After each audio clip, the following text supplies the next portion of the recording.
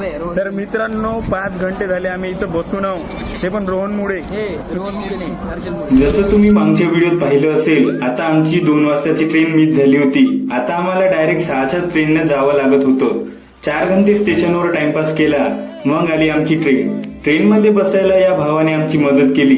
जयेश आणि मी ट्रेनच्या प्रवासाचा आनंद घेत होतो आणि इकडे रोहन घोडे विकून निवांत झोपला होता. 3 घंट्याचा प्रवास करून आम्ही पोहोचलो शेगावला. सकाळी सकाळीच रूमवरच यांचा चालू झाला व्यायाम. आम्ही शेगावच्या विसाव्यामध्ये रूम केली होती. रूमच्या बाहेरचं वातावरण एकदम भारी होतं. आम्ही तयार झालो आणि निघालो महाराजांच्या दर्शनाला. मंदिराच्या परिसरात येताच आम्ही शेगाव कचोरीवर पहिले ताव मारला.